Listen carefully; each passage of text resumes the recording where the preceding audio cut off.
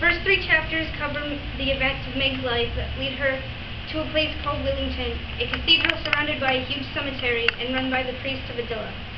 The 4th chapter picks up after Meg has left the cathedral and is now on her own, traveling southward to the Aspen Woods. Chapter 4, On the Run Again. A full moon floated above the world. Next to it was its little sister moon, darker and about a third smaller.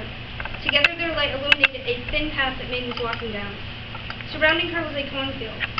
She decided to walk through the stalks in the cover of night to avoid being caught as she stole a few cobs.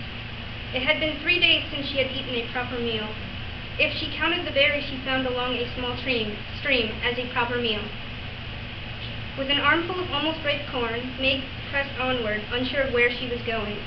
She had no idea what lay ahead and had no destination, but she knew she could not go back. She still had no shoes, and already her gown was torn and had many holes in it. Her current state was much the same as the day she had arrived at the cathedral. Meg traveled many hundred leagues from Willington and found nothing more than a small forest and the grassy open lands of Terrace. This farm was the first bit of civilization she had come across since then. And although loneliness had taken up a huge part of her heart, she felt comfort from being on her own. In fact, she was hoping not to run into the farmer or his family. She did not want their pity. As night grew on, she ate, leaving a trail of empty corn cobs as she went along. An owl hooted somewhere nearby. Meg's muscles tightened, and she paused, listening to the wilderness. There were a few trees scattered about the field, a good place for anyone or anything to hide. The thought of being attacked scared her. She had no weapon to defend herself. Worse, she had nowhere to run. She was not familiar with this land. She did not even know how far it was to the next province, or if there were guards stationed along the border. The owl hooted again. This time it sounded closer. Meg trembled a little. She looked around and surveyed the area. All around, all she could see was corn, the stalks huddled closely together. It would be difficult to walk through, but not impossible. The path she was on curved a little way ahead of her. She strained her eyes, but it was too dark to see what lay around the corner. Meg stood there, trying to reach a decision. Something rustled in the stalks to her left. Meg turned without a sound and stared hard. There was another movement. The stalks danced as the thing crept near. Meg dropped the last 2 corn cobs. They made a heavy thump as they hit the ground. At the sound, the thing bounded forward. Meg screamed, turned around, and fled through the corn stalks. Leafy huts whipped against her face, her blonde hair catching and pulling as she pushed her way through. Warm muck squashed between her toes. She sucked in many deep breaths as she ran further into the field. The thing was only a few feet behind her. All the while, its footsteps thrashed heavily upon the ground. Meg's heart raced in her chest. Suddenly she was falling. It was slow. All the world seemed to stop in that moment, and everything was still. Her heartbeat sounded long and heavy. She felt it in her throat as she watched as the sky above her whirled and become the ground. Meg's head hit hard on the stiff dirt path. Her arms were spread out above her. She lay there for a few moments. An aching pain spread through her body. Carefully she pushed herself up, onto her knees. Sharp pains surged through her palms as she did so. As Meg turned over, she saw that she had tripped over a falling stalk. Its stem was thickened like a small tree trunk. Blood was flowing from the gashes on her knees. Her palms were skin raw and bleeding. Dirt was impacted in the wounds, which only prevented some of the blood flow.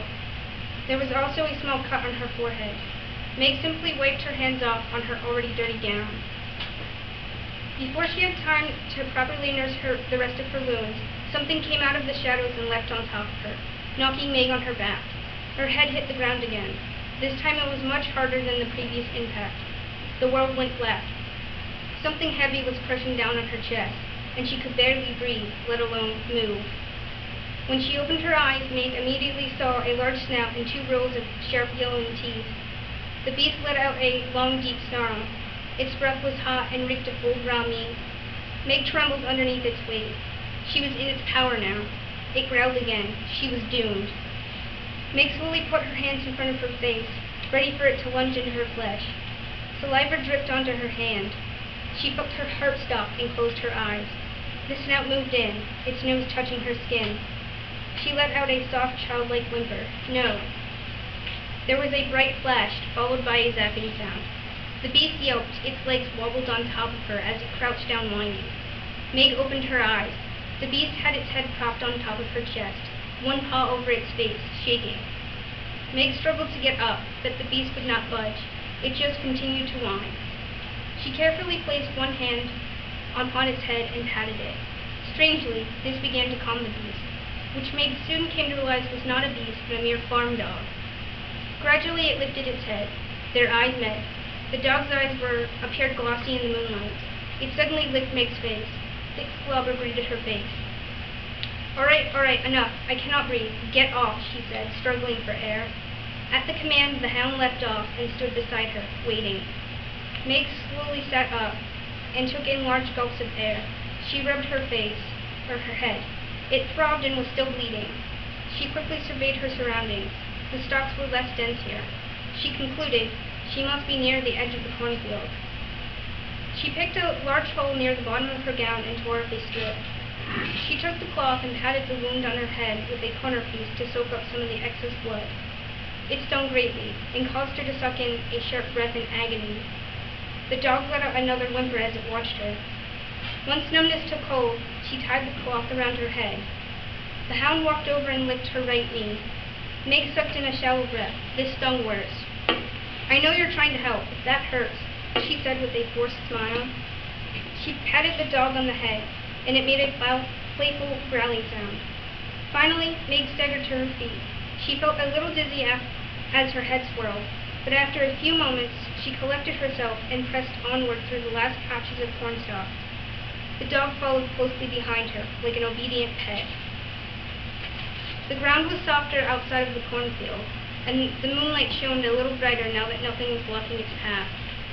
Meg forced her tired, aching limbs forward across this new stretch of grass. Ahead was a group of pine trees about 10 yards away. This looked like a good enough place as any to sleep. The trees were nestled in a tight circle which would provide her with enough cover to avoid detection for the night. The largest one stood almost in the center. Its trunk was thick where it connected with its roots. This formed a nice nook for her to lie down in. Meg huddled down, using a knot of roots as a pillow. The cool night air sent uncomfortable shivers over her exposed skin. Meg wrapped her arms around herself, pulling her legs in close. The dog came over and laid down on her feet, pressing itself against her. She smiled as warmth from the hound filled her, and she patted its head. The hound licked her hand before it laid down its head. Meg lay there and listened to the hound's breathing. She watched as one of the moons was covered by a cloud. Soon sleep overcame them both. Meg drifted off into a dreamless sleep. Meg suddenly woke to a voice as it yelled in the distance. The hound stood beside her, its ears perked upward. There was a gentle breeze, and birds chirped in the branches above. The sun was shining brightly. It had to be late in the afternoon. As Meg stood up fast, the voice called again.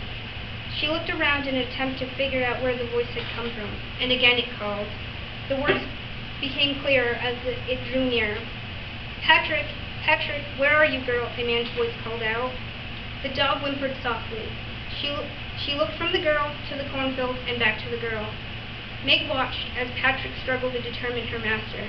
The man called again, his voice very close now. Patrick inched forward. Meg saw the stalks wave as the man neared. In a panic, she ran. She headed away from the farm and toward an outlining forest beyond. Patrick barked after her, but did not follow. Her master broke through the barrier of corn stalks. Before the man reached the spot where Patrick stood, Meg was already halfway to the tree line and almost completely out of sight. Meg's long legs carried her upon the wind, like a deer fleeing from a hunter. As the man neared where she had slept, she was nothing more than a fading white smudge in the afternoon sun. The sun was all but blocked out. Only thin bands of greenish light penetrated the treetops and cast soft light upon the ground and surrounding foliage. Meg continued to run into this unknown forest. She slowed her pace as the trees began to grow more dense, and it became harder to pass through them. Many small creatures stirred in her wake and scurried away and into hiding. A few birds squawked loudly all around. Meg stopped and leaned against an oak tree to gather her breath. Within only a few short minutes, she had entered into the thick of this very old forest. This she could tell because of the way the roots of the trees bulged out and other plant life covered them.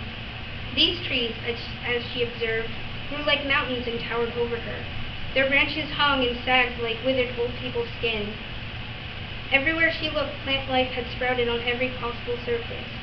Yet there did not seem to be anything edible.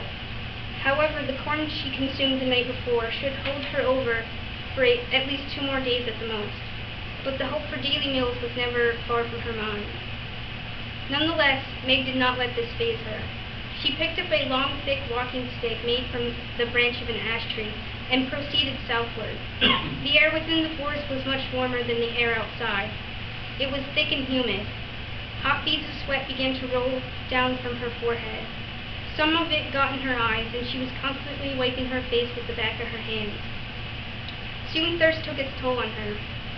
She knelt at the base of a tree, breathing in deeply, smacking her lips together. Amberlin had smaller forests than the one she was in now. They were nothing more than just a thicket of trees. Meg had no real experience for surviving in this type of wilderness. She did not know how to read for signs that led to water. Meg had no idea what she was going to do, but she had to press on. She knew she could not just stay where she was. It had been almost a month since she was among people she knew. Loneliness was steadily growing in her heart. Meg wondered if it was wise to have left the cathedral in Willowton. No, she left because she could not handle the laughing face of Cedric, or the kindness given to her by the members of the clergy, by Brother Verdon, Sister Fay, or Madame Helena. No, she was doomed to walk alone, guided by sorrow and emptiness. Hours passed as she walked on thinking this. Darkness began to engulf the forest floor as the day faded into night. Meg had walked the whole day away. It was as if she was in a trance and she just kept moving forward. Occasionally she tripped or staggered, but did not completely falter, until exhaustion and dehydration brought her crashing to the ground. She let out a soft cry. She had nothing left, and soon she blacked out. The wild life of the forest drew near. All around her, eyes pressed in. But it was all lost to her. The world outside and the world within the forest became one encompassing shadow. Meg passed into a dark dream. There was a bright white flash. It lit up the sky, quickly trailed by a thunderous roar. Moments later, another flash hit the top of a white tower. A deep rumble followed, and then suddenly the stones of the tower began to crack. The pillars holding up the foundation of the tower split and crumbled to the ground. Dust and debris filled the air in a suffocating cloud. There was a zapping sound that could be faintly heard as the stones came crashing down. And again, another flash engulfed the sky in brightness. Meg saw herself as she stood just a few feet away from the destroyed tower. Yet she was not affected by the rolling boulders. She felt the rumble in her legs. The vibrations caused her to tremble, and her teeth chattered together. Within only a few short minutes, the tower had fallen. It lay in a pile of rubble, all its days of standing guard over the land now at an end. It had looked like a magnificent palace seconds before it was struck. Meg had witnessed a great and wondrous catastrophe. As the dust settled, she looked around. She was the only one there. Not a soul was to be seen. She took a few steps closer to the wreckage. Suddenly, there came a fierce roar. It was unlike that of the storm that had brought down the tower. No, this came from the ruins itself. It sounded again, this time so deep it shook the ground and the rubble. It was like an earthquake, so vigorous it knocked Meg off her feet and she fell to the ground. Then a large crack formed in the ground in front of her. Steam escaped from the vents underneath the earth. Slowly, a large mass rose up. The air was cloudy once more. It was hard for Meg to see the thing clearly, but it was huge, as big as the tower itself, and the tower, before it fell, was like a small mountain. Another roar sounded out. The dark figure grew in mass as it continued to rise up. Meg laid on the ground and watched. Her heart thumped loudly in her chest. There was a bright flash, the brightest yet. Suddenly the thing screeched. Meg screamed. A pair of giant yellow eyes met hers. Meg felt something pierce her soul. In that same moment, she looked past the wall of plated flesh into a mist. There was a small ball of light floating in a warm glow. It got brighter as it drew closer. Meg felt a sharp pain course through her veins. It grew hotter and hotter until she woke up screaming. Thank you.